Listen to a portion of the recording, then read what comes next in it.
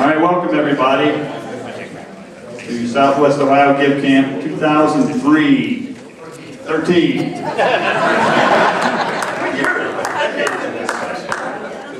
Hang it. Anyway, so this is our fourth time doing this. This is I want to see who's their first GiveCamp. Wow. Well, then I'm about to ask who has been here before. All right, and who has been here all four times? Wow. Stand up if you've been here all four times.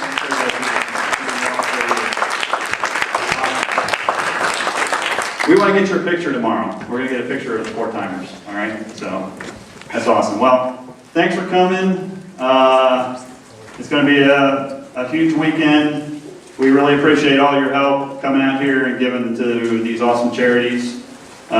You don't know how much it means to everybody for all your time that you're going to give this weekend. So, with that, I'll turn it over to Mr. Eric. Oh, I didn't say who I was. I'm Matt Brewer. Not that anybody really cares. I know Katie doesn't. Look at her kick. All right.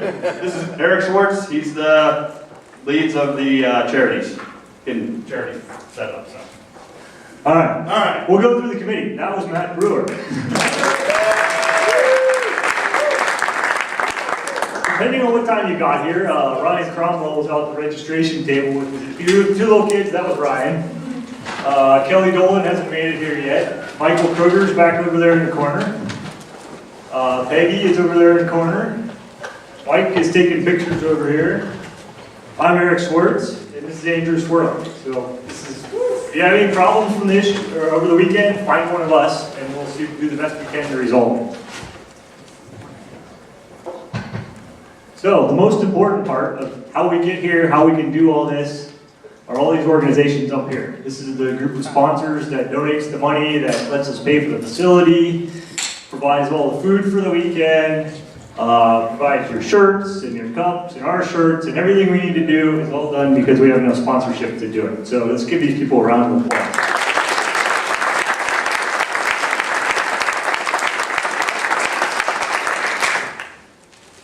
Another thing we have to thank is Miami University, because they give us this great facility with great internet access and everything else for below what the market value is. Let's just put it that way. The organization the other way we can do this is the Leadership Council for Human Services. They are the group that provides our 501c3 status. They handle our finances, take care of all the checks, etc. That sort of thing. So I don't think there's any representatives from here, but these two organizations also help us put this event on. So, contact information for us. If you're not already, there's our Twitter handle. Over the weekend, the official hashtag is SWOGC. Previous years, if anybody's taken pictures, we've asked to put it on Flickr, so that way we can gather them all together, and that's the tag we're using. Informational things. The doors will lock at 8 o'clock p.m. each night. Tonight and tomorrow night, and you need to have your badge to get back in. There's a number on the door for the security guard. There's also the number up there. That door number's on the door. So if there's nobody there, call the security guard. He'll let you in. If you see someone, you can knock on the door or whatever. So that's how you get in after 8 o'clock at night. Schedule of events. Opening ceremonies, we're here. Immediately following opening ceremonies, we'll head out these doors over there and gather food. For those of you that are on a team, you can go straight to your team rooms. For those of you that are not on a team, we'll come back in here, and within the first hour, we'll have you put on a team, because there's people that don't show up, etc. So we purposely leave people not on teams so we can plug holes in later. We're open all night tonight, so anyone that wants to stay all night can. Tomorrow morning, we'll have breakfast starting at 8. Roughly noon, we'll have a picture and lunch right after that. My wife is putting together kids cookie decorating. So if anyone wants to bring their kids, they can come out and decorate cookies, see what you've been doing all weekend, see where you've been. For my information, how many people plan on bringing their kids so we make sure we have enough cookies to decorate? Anyone? All right. We should be good then. Then we'll have dinner tomorrow and snack. And tomorrow we are not open all night. It closes at midnight tomorrow night, and we'll open up again Sunday morning at 7 o'clock in the morning. So, what we've found in the past, people will need a break by that time, so there's no sense in staying open all night. We're going to have breakfast again Sunday morning. We have 9 o'clock nonprofit training. That is just there as a placeholder. Each team can work that out on their own. We just ask that every team provides training to their nonprofit at some point in time Sunday morning. So 9 o'clock is not necessarily the time, sometime Sunday. Lunch and then closing ceremonies back in here at the auditorium at 3 o'clock, where everybody shows off the projects they've done for the weekend, before and after pictures and demonstrations and that sort of thing, so we can see what we all accomplished in a short period of time. Rules for the weekend. Miami University is a smoke-free campus, not just the building, the whole campus. So the only way you can smoke is if you sit in your own private vehicle. You can't go outside the doors and smoke, so just so everybody knows that. I already went over the calling you back in the doors, and please clean up after yourself as much as possible. We have to pay the custodians to come clean the building, but just as a courtesy to everybody else, try to pick up after yourself. Map of the building. I think most of you that are assigned on teams will be directed to where you're at. If you haven't gone to a team room, or when you get assigned teams, there's the list of where the teams are. We'll help direct you there as well, but just for your information. Most of the stuff will all be on this end of the building. There's only one room at the very front side of this end of the building. So we try to stay all on that end. So with that, I'll turn it over to Andrew, who's going to introduce the nonprofit. Before I do that, there is apparently a tan Toyota Corolla that's parked in the circle, and it's making it difficult for one of the Miami Voice of America Learning Center employees to get out. So if that's you, if you could run out and move that really quick, that would be awesome. Right. So with that out of the way, the first charity we have is the British Transportation Museum. I'm going to ask Jeannie Snap-Smith and the rest of her team to come down here and just give us a brief overview of it.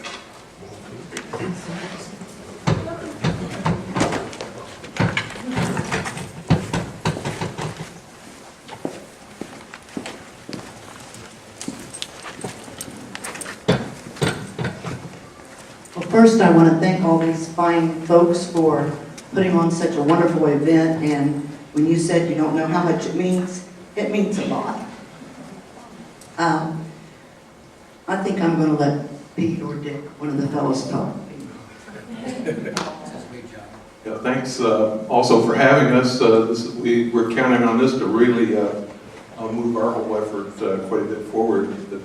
Like they met Jeannie, her husband Dick Smith, and Mike Barton, and I'm Pete Stoll. I'm the current president. The organization's been around for like 15 years. Dick is one of our original founders. I've only been with it like 8 or 10 years, I guess. But we've been at it a while. We grew from nothing. Well, maybe we had 1 car, and now we have 31 cars. Yeah.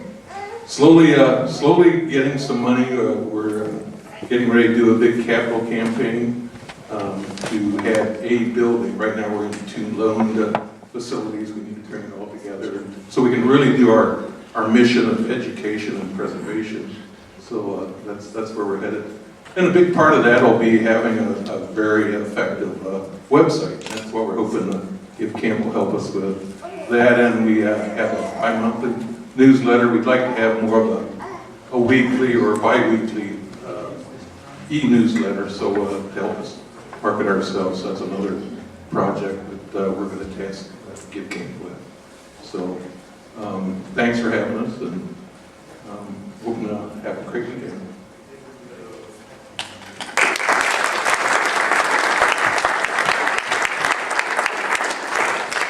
So next up we have building bridges, and I believe we are looking for, Kelly Lance. I also just want to take a chance to thank everyone. This is a wonderful opportunity for a small nonprofit. It's really incredible what you guys do. Thank you to James who's been helping this weekend. Building bridges, we work through the Montgomery County Juvenile Court System. Building bridges started back in 1974. The whole idea was we want to give at-risk youth opportunities to find success. So we present them with all sorts of opportunities to work out in the community. The thrust of our program is work therapy. So you will find kids out in the community raking leaves, mowing lawns, working at the Humane Society, moving furniture, working at the homeless shelter. We just give them a lot of opportunities to go out and give back to the community. And in that process, they learn to follow instructions, they learn to get along with people, they learn that it's important to give back, and they learn a work ethic. So that's the majority of what we do with our kids. But we help about 200 at-risk youth each year. The judges in Montgomery County tend to put the kids that have absolutely no family support whatsoever within the Building Bridges program. Once they're placed, their whole family, siblings, are deemed at risk. So we not only help the child that is on probation, but we also help the siblings as well. We offer sporting events, fun things, little trips in the summer, normal, things that a normal child would get to do. And what James is going to help me with this weekend is sprucing up our website, making it more user-friendly. I want to integrate Facebook and Twitter, Instagram. I know there are donors out there that use social media to find worthy organizations, and I'm hoping they'll find Building Bridges. Thank you.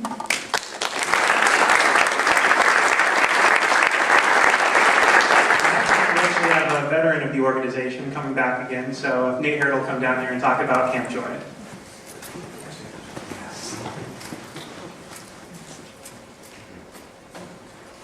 Hi, my name is Nate here. I work at Camp Joy, been there for 18 years. Camp Joy started 76 years ago, although we are celebrating our 75th anniversary this year, because we didn't know we had an extra year.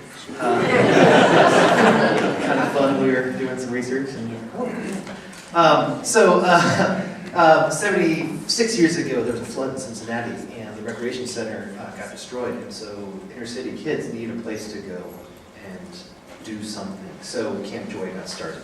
And they moved around a bunch of places, and eventually in the 60s we bought this property over in Clarksville, Ohio, a beautiful little farm. And in the 80s we started a school program.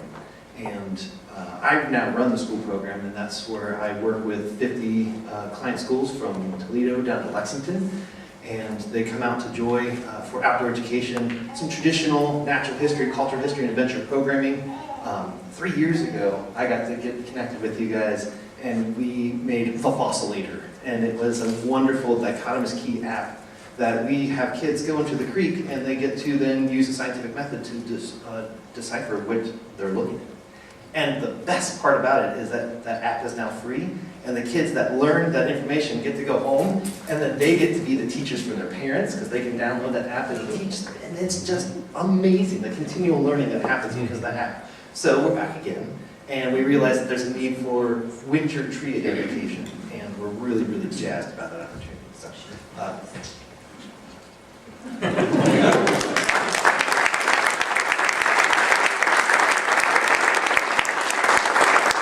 Next up, we have the Dakota Center, and I'd like to ask Emily Gray to come down and talk about that.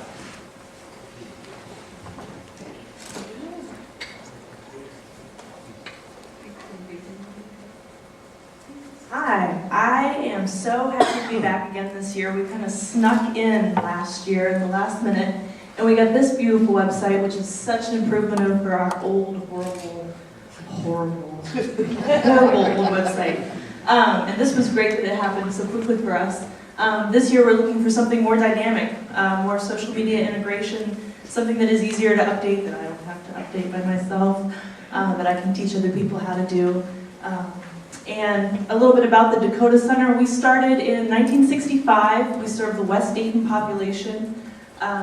We're a full-service community center. I'm the after-school coordinator, so I work with about 50 kids each day, serving about 20 different schools in the city of Dayton.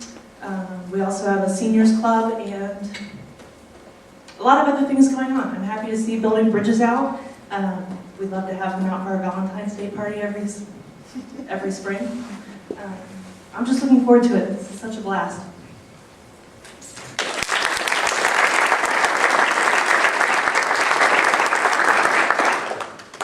Next up is Dara Luz, and if April Klein can come down.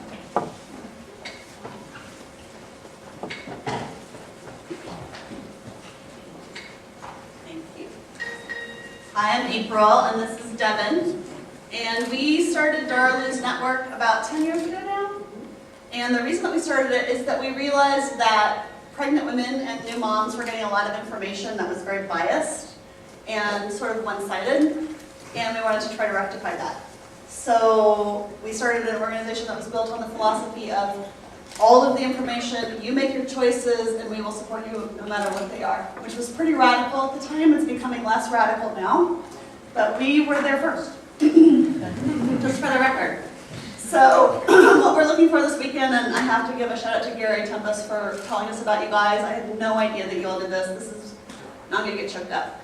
We've been carrying this torch for 10 years by ourselves, so to have you guys offer to help us is really amazing. Our website sucks.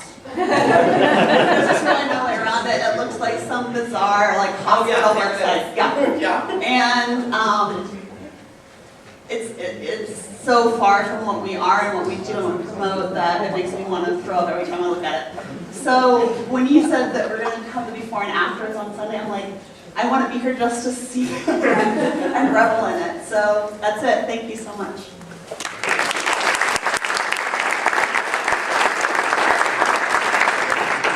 Next up, we have the Dayton Ombudsman, and if we could have Rachel Barnett come down for that. Good job, Andrew. Thanks. Makes me feel better. For not being on the spot. I can never say that. That's what I did too. I keep calling that. You're right here. That's a test when I hire people, whether they can pronounce the name or not. I'm Diane Wellborn, and I am the Ombudsman for Dayton and Montgomery County. And with me are Rachel and Laura this weekend. They are Assistant Ombudsmen, and we advocate for the rights of citizens vis-a-vis government agencies. So we investigate complaints and advocate for people. We also advocate for residents of long-term care facilities in a 9-county area. And our website is so bad, you can see above me, we are so glad to be here. Thank you so much in advance. We're looking forward to it. Thank you.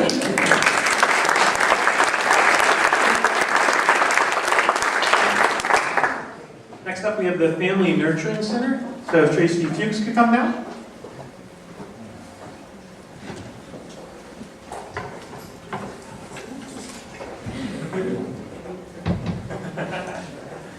Hi, my name's Tracy Fuchs. I'm with Family Nurturing Center. And this was our second or third time to apply to this camp, and we didn't get selected, so we came back because we really needed help. And I've been working with David, who's been fantastic. We've actually met for several hours and lots of emails late last night. We are a child abuse treatment services, education, and prevention agency. We serve Northern Kentucky and Hamilton County. The majority of our services are actually serving Hamilton County through the Job and Family Services. What we do here in Hamilton County is these are kids who've been removed from their home, whether it be to abuse or neglect, sexual, physical abuse, or they've been witnesses to abuse, most likely domestic violence or neglect because a parent may have incarceration or drug problems. And what happens is the courts remove the child from the home and they're either put with another guardian, whether it be foster care predominantly or another family member. And the kids come in one door with their foster parent and the biological parents come in the door the other side of the building, and for about 2 hours they get to have a supervised and facilitated visit together in a safe and nurturing environment. We provide this service for all of Hamilton County children, which is about 800 visits a month if the parents show up, which sometimes they don't. And one of the things that we do is, even though we've been around in the community for 30 years, we host a big gala fundraising event, like lots of charities do. And we just held our 19th one, so you would think that we're pros at this. And as David will tell you, after he saw my 6 or 7 spreadsheets on Excel that were so messed up and volunteers entering information and messing things up, and I finally said, I can't take it anymore. I need a database to track all these auction donations. People are very generous to our agency, and we're literally with hand, pencil, paper, Excel spreadsheets all over the place. So these guys are going to put together a database system for us, and I thought it was a quick, easy project, and I've discovered now it's not. So I have great appreciation in the last 24 hours for what you guys are capable of doing. So thanks.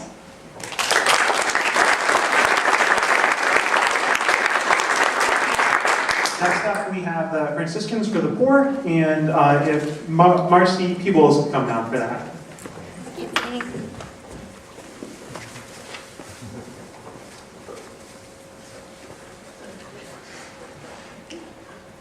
All right, I'm going to join the club of the really bad website people. Our website is, yeah, I don't even know. I inherited it almost 2 years ago, and I don't even do it. I send literally PDFs to someone, and he does it, and it just isn't working. And what we do, Franciscans for the Poor, is we bring in mostly high school age, but sometimes college age, sometimes junior high, sometimes families or adults, but we bring in groups of people and they come and they stay with us for a week. They live in community in an old convent in St. Bernard, Ohio, down by Cincinnati, and they cook together, they live together, and they go to service sites throughout this greater Cincinnati area. We have about 28 different service sites that we work with, different agencies, and we have about 400 people come through the house a year. And they stay with us from Sunday to Thursday and they stay with us Sunday through Friday, and Monday through Thursday they go and they serve at different sites and do about 25 hours of work during the week. And if I were a high school student wanting to go somewhere and trying to be talked into going on a mission trip, which was already kind of maybe outside my service or my comfort zone, that wouldn't make me want to come. And so we just need some help. We need to be able to get our name out there. We need to be able to have it be attractive. We need to be able to have these kids feel really positive about coming before they come. They usually do, but this would help. And Mike's been great so far. We just need help because I don't like that at all. I don't refer people to our website. I mail them tons of stuff instead because, yeah, you know. Yeah. So, yeah.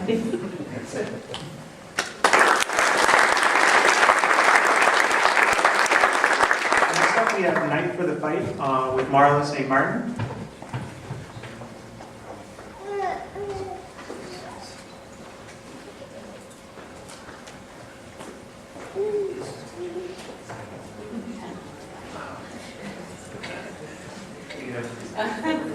I don't think Marla's here. My name is Brooke Desrick. I'm actually with the Cure Starts Now Foundation. The Cure Starts Now Foundation, we fund research for pediatric cancer in hopes to find the home run cure to cure all cancers. We started the foundation 7 years ago when I lost my oldest daughter to cancer. And since then, we've grown worldwide. We're in 26 different chapters around the United States and then one in Australia. So Night for the Fight, born out of a few people who they saw a bunch of high school fundraisers that were out there. They thought they were all great and wonderful, but these high school students were raising money for something that didn't really affect them or their peers. So Night for the Fight actually raises money, has high school students raise money for teenagers and kids who are battling cancer. Again, hate that website. So we have great web pages for everything else, but last year was our first year for Night for the Fight. We had to bring it to a head in about 4 months. So we smacked together a website, and we had 500 high school students walking all night long at Xavier Centas Center. So if you are really good at staying up all night, which I think you are, you can come and help us at this event. But we really need a good that website that's going to grab the attention of these high schoolers. We want them to do this fundraiser instead of the other fundraisers. And we're really looking forward to what's going to come of it.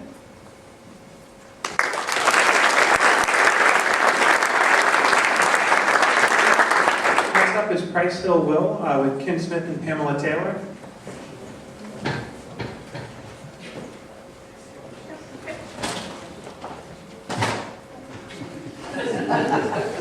Maybe we need a new computer now.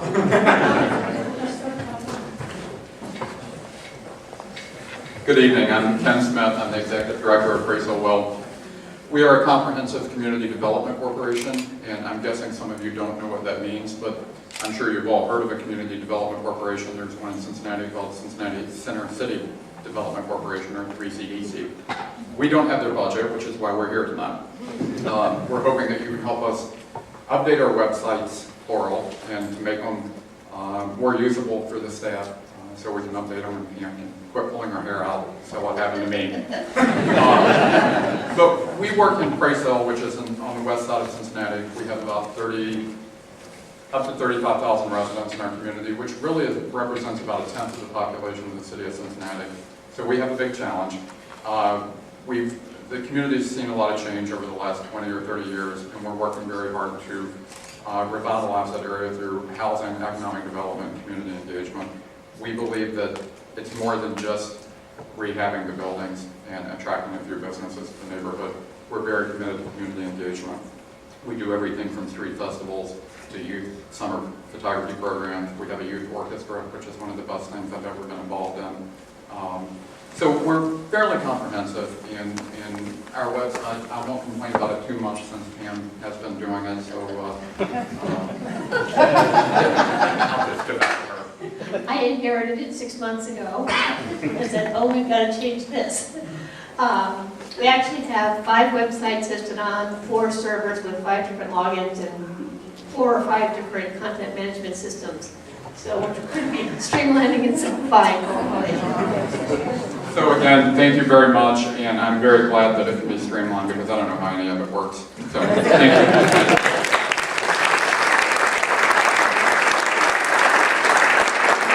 Next up is the Healthcare Connection with Anthony Campbell. How's it going? So, our website is not great.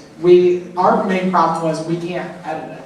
So what you see is all we can do with it. So we would like you guys just to help us out with being able to get new bones because this was built, I believe, 6 years ago, and it's a little bit out of date. So we're just trying to give our organization a facelift and make our care look like the quality it is. Can you tell us a little bit about the mission of the organization too? Sure, we can. So the Healthcare Connection serves the uninsured and underserved populations in the northern Hamilton County area. So we have 8 different locations, 1 in Lincoln Heights, 1 in Mount Healthy, 1 in Forest Park, and then 4 different co-located behavioral health centers, and then 1 school-based health center at the, can't think of the name of it right now. Yeah, the Princeton High School. So, thanks.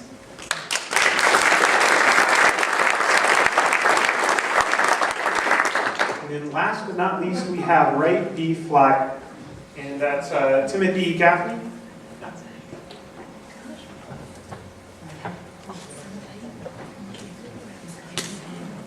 Right D Flyer is an all-volunteer organization. We're based on Dayton Wright Brothers Airport just north of Springboro. You can see our hangar from Interstate 75 at the Austin Road interchange if you're ever up that way. What we do is we fly and display replicas of the Wright Model B airplane. A lot of people don't know this, but the Wright brothers lived and developed the airplane in Dayton. And in 1910, they built America's first airplane factory in Dayton. The first airplane they produced in the factory was a Wright Model B airplane. We've flown and displayed these airplanes all across the country at major venues and overseas, promoting Dayton as the birthplace of aviation and trying to help raise awareness about our aviation heritage. One of our riders is a Cincinnati guy you might have heard of. He was Neil Armstrong. And so that is what we do. We also have a hangar museum on the airport with free admission. And what we do, since the Wright D Flyer it's a certified experimental airplane, which means we can't sell rides on it. So since we really don't have anything to sell, one of our major sources of revenue is our memberships. We have a $25 annual membership. We have a $100 honorary aviator membership and a $200 lifetime membership. The honorary aviator memberships and lifetime memberships include free orientation flight on our airplane.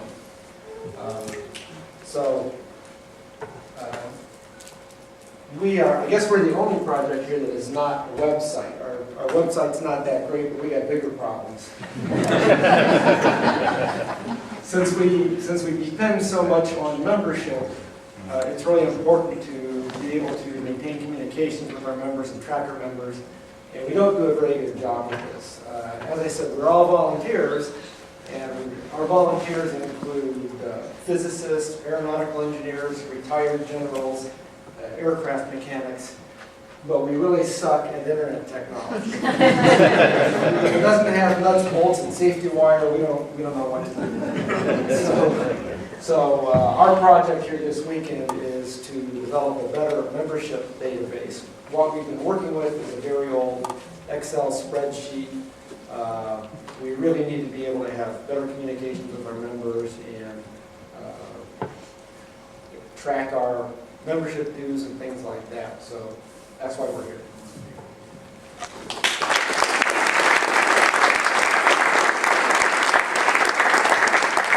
So some of you may already be assigned to a team. If you're not, what will happen after this is we'll get you assigned to a team. We'll have dinner and you'll come back in here and you'll get to be put on a team. But for those who are assigned, we're going to run that through real quick and just have the team leads for each one stand up and the team and just kind of wave at each other so that you guys can quickly get together and meet up afterwards. So, just too far. So, British Transportation Museum with Alan Garrison, please stand up. Everyone's on there. Next up, we have Building Bridges, so James Grizzle.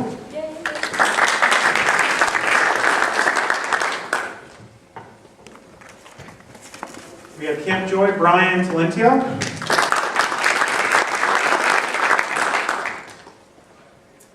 The Dakota City, Senator Ernie Storman.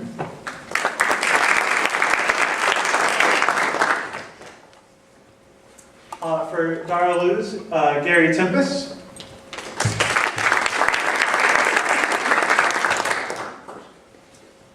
For the, I'm going to get this wrong. You're right, do it. Get it, you can do it. Just sound it out. Dayton County Ombudsman. Yeah.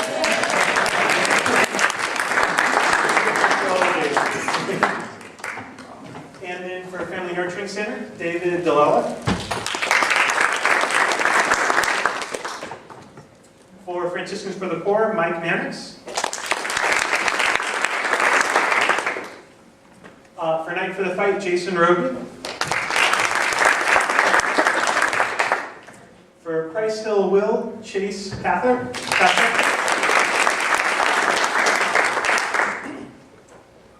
For the Healthcare Connection, Gerard, I'm going to get this wrong. Cichek, Gerard Cichek. And for Right D Flyer, Ryan Cromwell.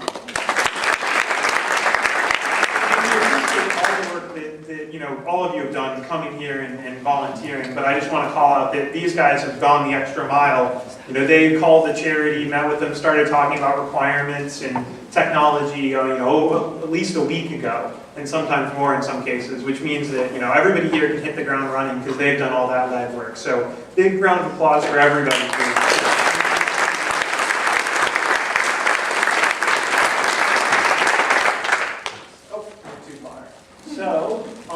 Just a couple lessons we've learned from previous GiveCamps that will help you guys kind of hit the ground running.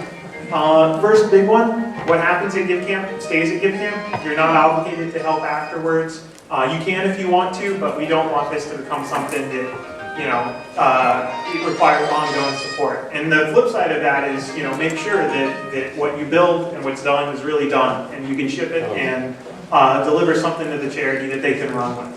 So, big thing, we talked about how we provide time for training, and we really emphasize that you do that. We've had some projects in the past that just, didn't take off at the charity because nobody got trained properly. So definitely carve out time for that. Don't think about it as an afterthought. Make sure that you really, are ready to train people.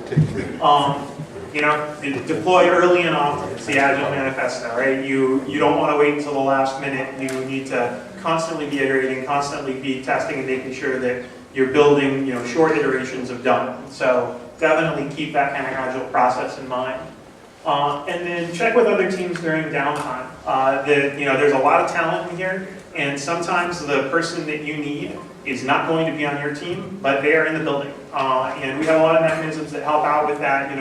Your team leads, we do kind of regular stand-ups where all the team leads get together and talk about the issues that they have. So surface up the problem to your team lead, they can take it to us and we can find the right talent for it. We have a job board, so if you need somebody who is good at responsive design, come to the command center, throw that up there, and we'll look around for somebody who fits that bill and get them working on your team too. So don't think just because you're on one team doesn't mean that all of GiveCamp isn't a team interested in making sure every charity gets something. Some logistics things. We have, like I said, stand-ups with the team leads every 2 hours, and we kind of play those by ear, how they go. If things are going well, we might cut back on them. If some teams need additional help, we might have more frequently. But just kind of be ready for those. So as the meeting comes up, if you're a team lead, kind of be like, okay, let me check with my team and make sure any issues that are happening, I'm ready to surface them up. Job board, I mentioned this, we have it in the command center. It's basically a list of skills needed by team. So if you're finding yourself with downtime, pop your head in and say, hey, let me look at this. Is there anything that I can help with? And if you need something, get it up there.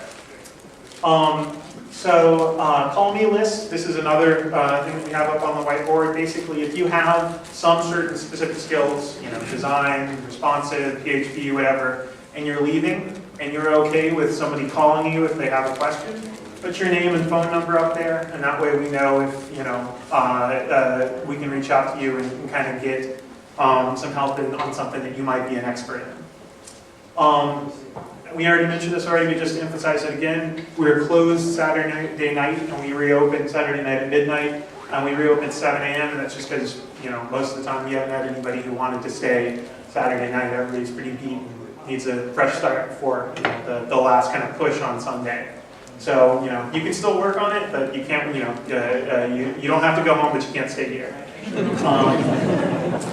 If you're not assigned to a team, like I mentioned, get your food and then come back into the auditorium, and we'll kind of start the work of plugging holes like, Eric mentioned earlier.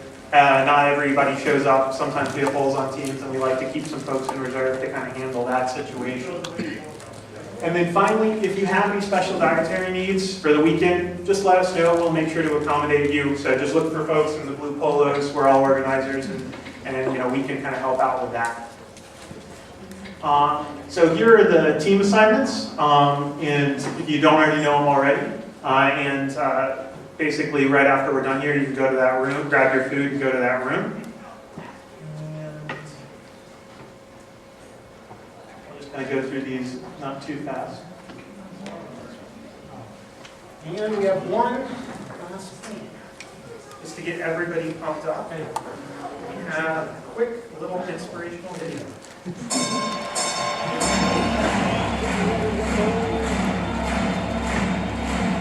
Ladies and gentlemen, welcome to the main event.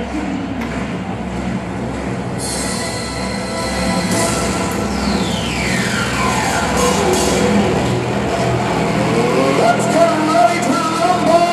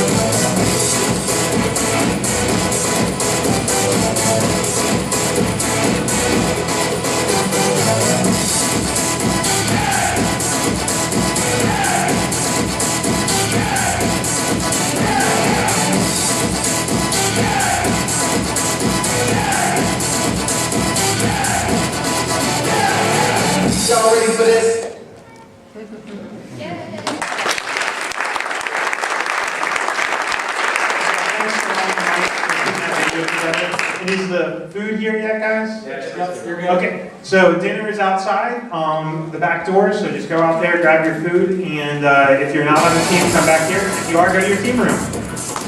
Get pumped.